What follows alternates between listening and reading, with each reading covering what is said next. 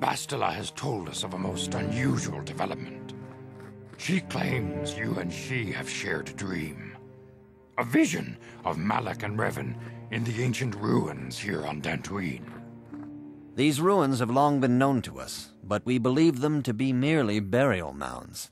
Perhaps they're more than we first suspected, if Revan and Malak found something there.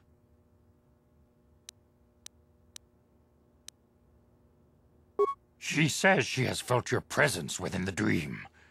The presence she has felt within you ever since... Master Vandar. Ever since Taurus. It is not unknown for this to happen between two people strong in the Force. Bastila has described this shared dream to the Council in great detail. We feel it is more than a dream. It is a vision. The Force is acting through you, as it acts through Bastila. You and Bastila share a powerful connection to the Force, and each other. This is not unheard of. Connections often form between master and student, but rarely does a bond develop so quickly. Whatever dangers may lie ahead, we cannot ignore the destiny that has brought you and Bastila here to us, together. You and she are linked, as is your fate to hers. Together, you two may be able to stop Darth Malak and the Sith. But do not let your head be filled with visions of glory and power. Such thoughts are the path to the dark side. The way of the light is long and difficult, as you must learn. Are you ready for such hardship?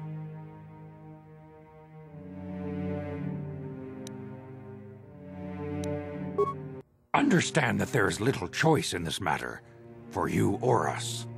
Across the galaxy, the numbers of our order dwindle. We have sent many Jedi in quest of a way to thwart Malak's advance. Many have not returned.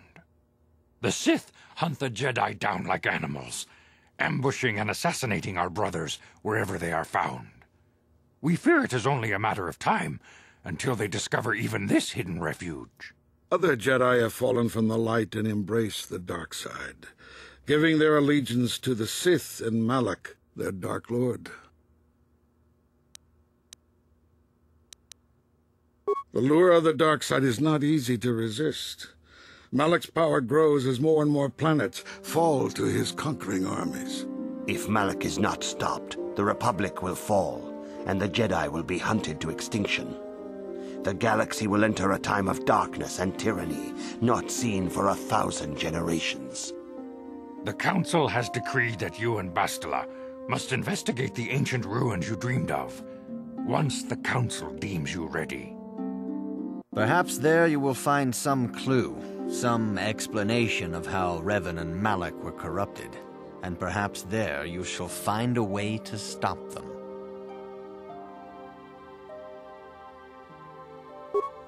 The Force flows through you like no student we have ever seen. But you are willful and headstrong, a dangerous combination.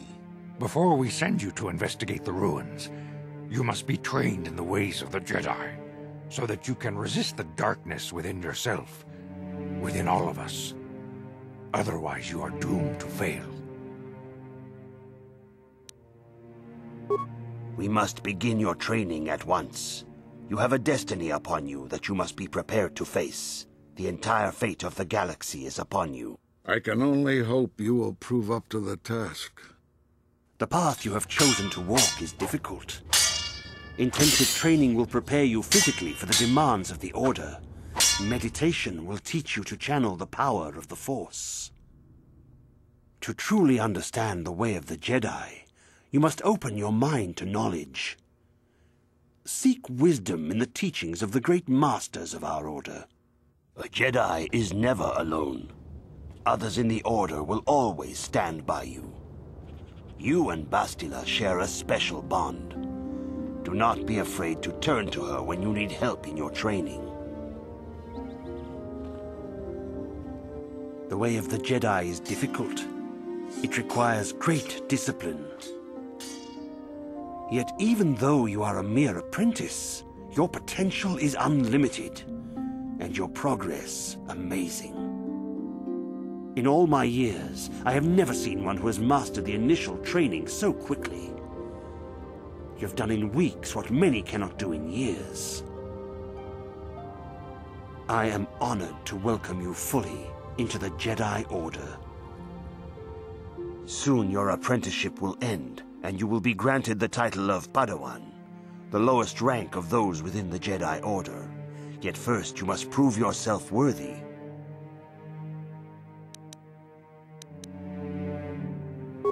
In the traditions and customs of our order, as handed down from master to pupil for 1,000 generations, you must successfully complete 3 tests before you earn your place among the Jedi.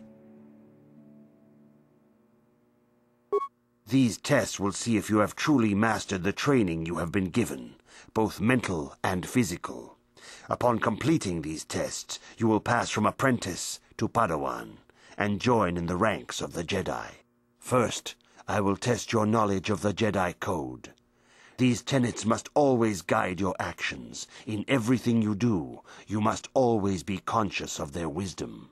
You must prove you have a Jedi's understanding of the Code. Return when you feel you are ready for this challenge. Greetings, my young pupil. Your progress has been most remarkable so far. Are you here to continue your training in the ways of the Jedi?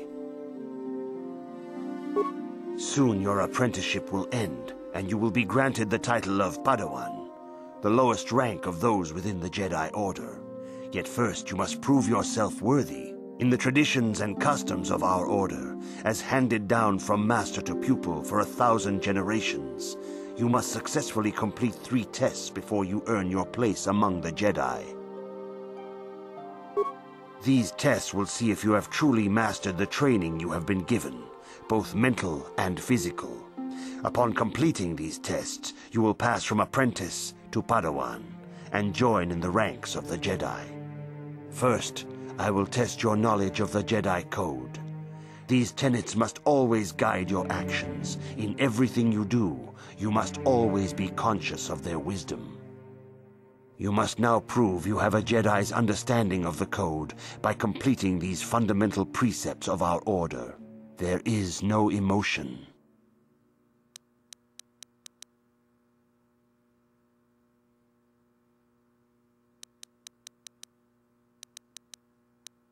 There is no ignorance. There is no passion. There is no chaos. There is no death. You have learned your studies well, apprentice. It will not be long before you are a full member of our order. But first, you must pass the second test and learn about the most prized possession of a Jedi, the very symbol of our order, the lightsaber. The lightsaber is the traditional weapon of our order. It is a symbol of a Jedi's skill, dedication, and authority. And each lightsaber is as individual as the Jedi who wields it. The blade is made of pure energy, focused by polished crystals in the hilt. As the second test, each Jedi must construct his lightsaber with his own hands. And now it is your time. Speak with Master Dorak, and he will guide you through the choosing of a crystal.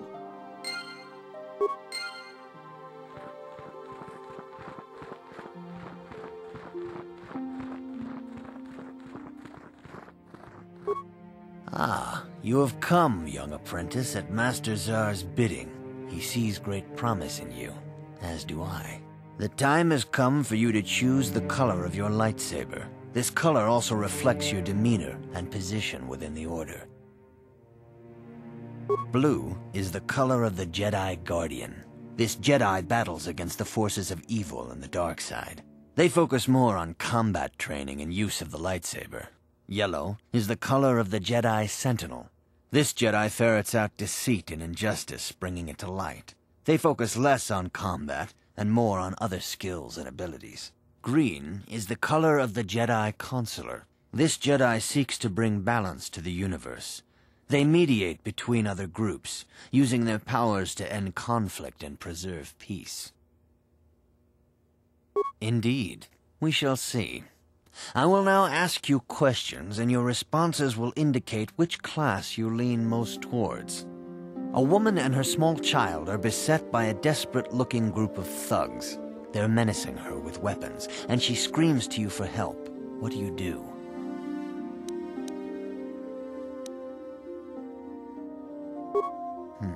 Indeed. Very well. On to the next question. You are in combat with a dark Jedi allied with the Sith. There is a pause in the combat. What do you do?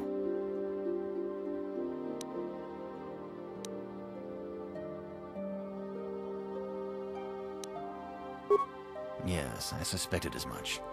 Now for the next question. There is a locked door, and your goal lies on the other side. What do you do? I am beginning to see a pattern here, apprentice. I have a feeling about what you would be best at. But first, the final question. You are the head of an enclave on a contested world. The Dark Jedi have infiltrated and are causing unrest across the planet. What do you do?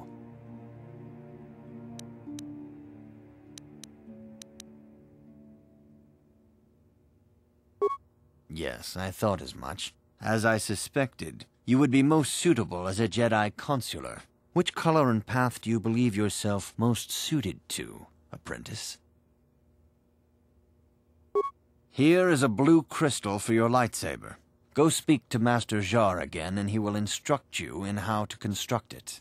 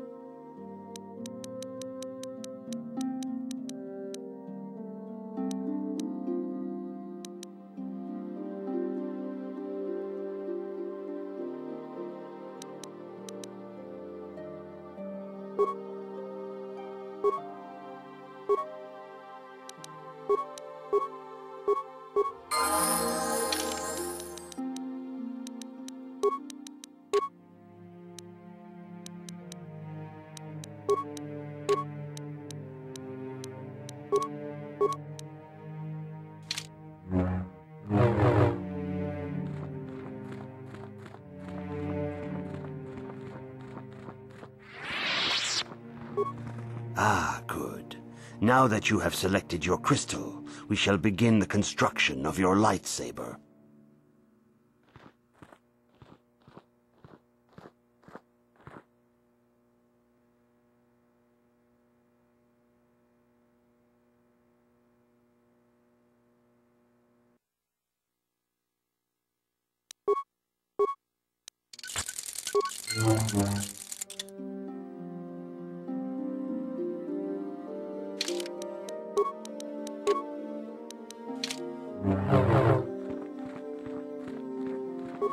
You have done extremely well in constructing your lightsaber, apprentice. Your crystal seems to have been set perfectly. It is rare indeed for that to happen the first time one constructs their lightsaber. These crystals are very rare, found only in certain caves strung in the Force. By adding crystals to your lightsaber, you can alter or enhance its properties. There have even been unconfirmed rumors of certain Force-sensitive caves here on Dantooine that may hold these crystals.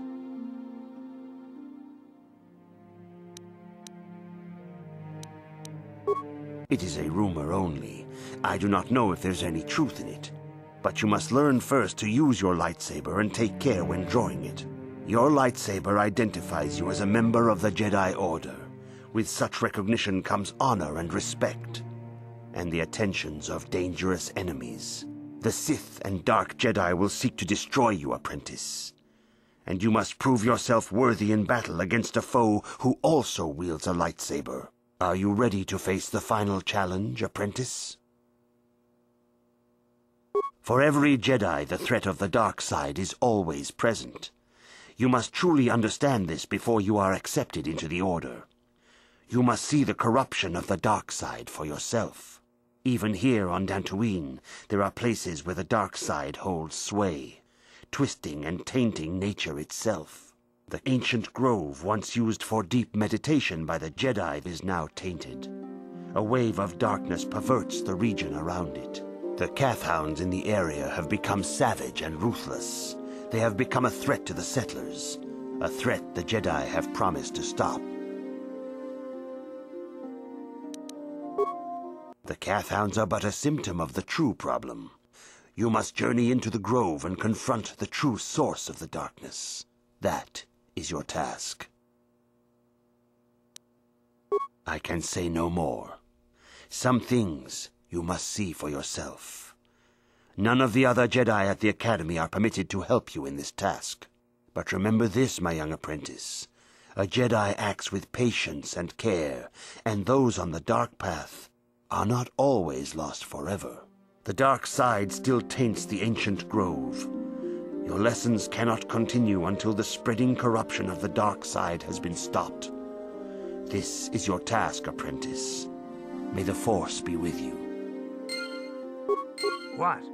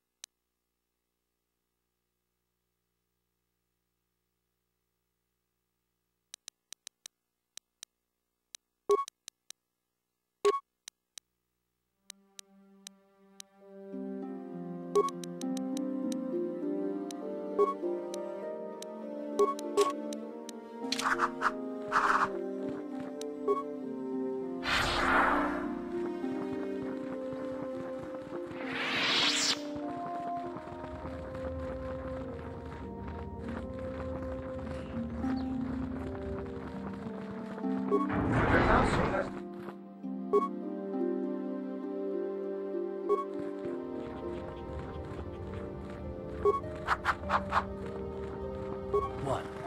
What?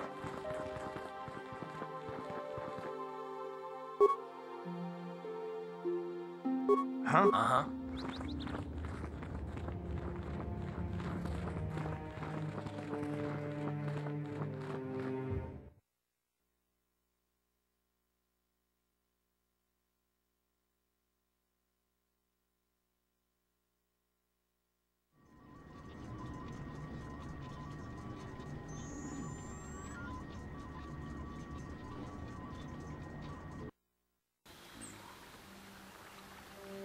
Yeah?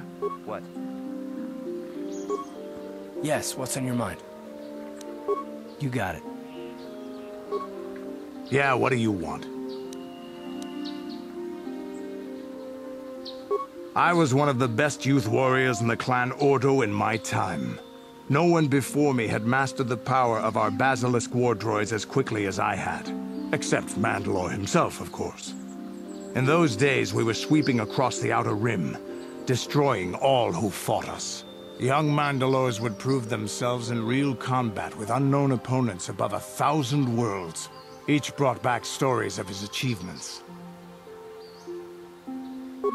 I remember it well, orbiting high above a placid world, its defenses just stirring.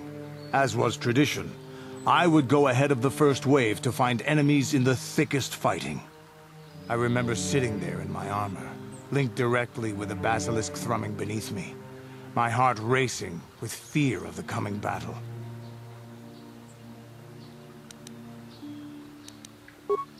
Every new warrior has to fear to understand how to beat it. You must know that. The doors opened in front of me, and the air was sucked out of the drop bay, scattering crystals of frozen vapor across my path. I can't describe what it feels like to look directly down at a world, falling continuously as you circle it, with barely 15 centimeters of armor plate protecting you. When the magnetic locks disengaged on my droid, I plunged out of the drop bay towards the battle that waited below. The exhilaration, the euphoria I felt as I streaked into the atmosphere, dodging self-guided projectiles and beam weapons, was unmatched. An 80-kilometer plunge through the atmosphere, dodging and weaving, the outside of my armor glowing like the sun with the heat of re-entry. And with barely 30 meters to spare, I twisted and skimmed the surface, firing at the giant beam generators that were in my path. The explosion from that sent shock waves that leveled the entire complex around it. It was the moment of my life. I'll never forget those times. But things are different now. We can't go on fighting the way we did. There are too few of us left now. But I really don't want to talk about this anymore. I trust I've satisfied your curiosity for now. Is there something else you want to know? Your choice. I'm here if you want something done right.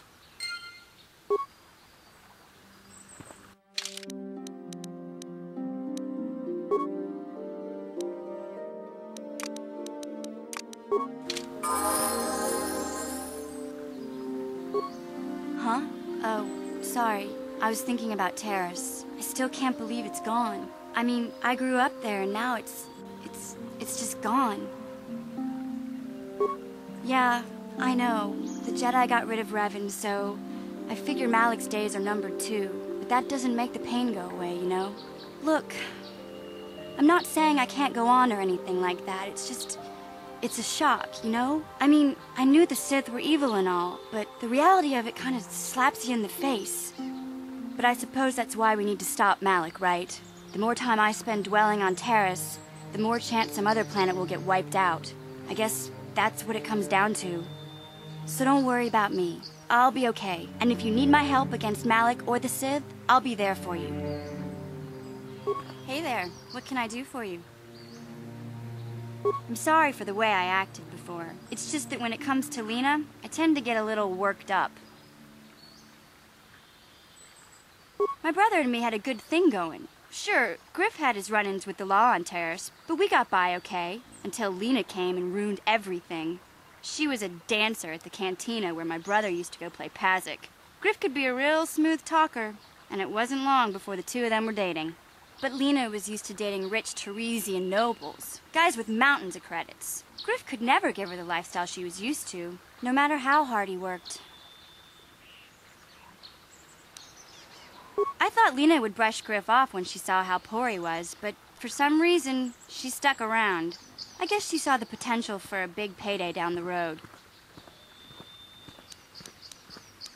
After they'd been together for a few months, Griff told me he was leaving Terrace. He and Lena were going to try and make their fortune off-world. He promised as soon as he made enough credits he'd come back and get me, and we'd all live like royalty. That was 2 years ago. I haven't seen him since. I don't even know where he went.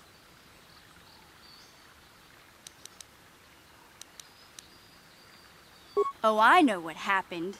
As soon as she got him off Taurus, Lena sunk her claws into Griff butt good. She twisted him around her little finger and made him forget all about me.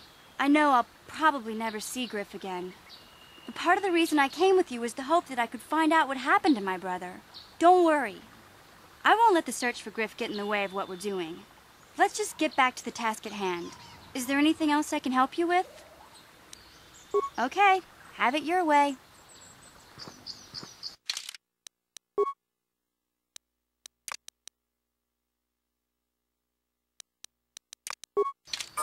Yeah?